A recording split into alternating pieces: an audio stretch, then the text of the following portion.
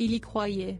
Après avoir laissé planer le doute durant plusieurs semaines, Éric Zemmour est officiellement candidat à l'élection présidentielle de 2022. Une officialisation faite dans une vidéo partagée le 30 novembre dernier. Il n'est plus temps de réformer la France mais de la sauver, si est pourquoi j'ai décidé de me présenter à l'élection présidentielle, avait-il annoncé. Toutefois, le polémiste pourrait rencontrer quelques problèmes, comme l'a révélé le Parisien ce mardi 4 janvier. En effet, avant d'officialiser sa candidature, il n'avait aucun doute concernant les 500 parrainages requis. Si est en haut de la pile des préoccupations. Il pensait que, mécaniquement, après la déclaration de candidature, il allait récolter d'un coup des paquets de parrainage, peut-on d'abord lire. Mais ça ne s'est pas produit, est-il ensuite précisé. Par la suite, le journal indique qu'il aurait pour l'instant récolté 350 promesses mais également que son équipe est optimiste. Reste donc à savoir si Éric Zemmour obtiendra les 500 parrainages d'élus requis d'ici le 4 mars prochain.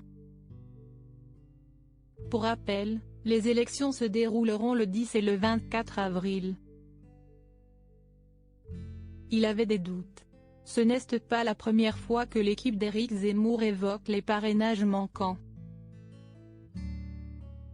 Le 21 décembre dernier, si est le polémiste en personne qui s'était adressé au maire de France.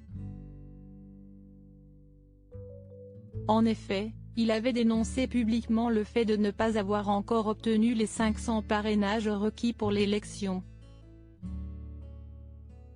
Il faut donner la parole à des millions de Français et ne pas se laisser voler cette élection, avait-il affirmé dans une vidéo partagée sur son compte Twitter.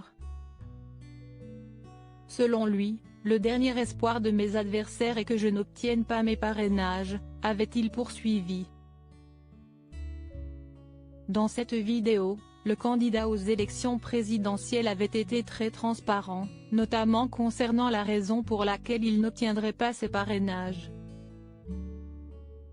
Il est possible que je n'obtienne pas les parrainages tant le système est fait pour protéger les grands partis, avait-il dénoncé avant d'ajouter, ce n'est pas une tâche facile quand on n'a pas de parti établi, avait-il conclu. Des propos qui n'étaient pas passés inaperçus. Éric Zemmour, quel est le nom de son parti politique? Suite à l'officialisation de sa candidature, Éric Zemmour avait organisé un meeting à Villepinte pour présenter son parti politique. Celui-ci est intitulé Reconquête, avait-il d'abord indiqué avant d'ajouter, nous partons à la reconquête de notre pays pour le retrouver. Rejoignez-nous. Un nom qui n'a pas été choisi au hasard. Reconquête, si est le nom de ce mouvement que j'ai voulu fonder, avait-il conclu. Le polémiste parviendra-t-il à obtenir les 500 parrainages requis d'ici le 4 mars prochain? Lodi Widget.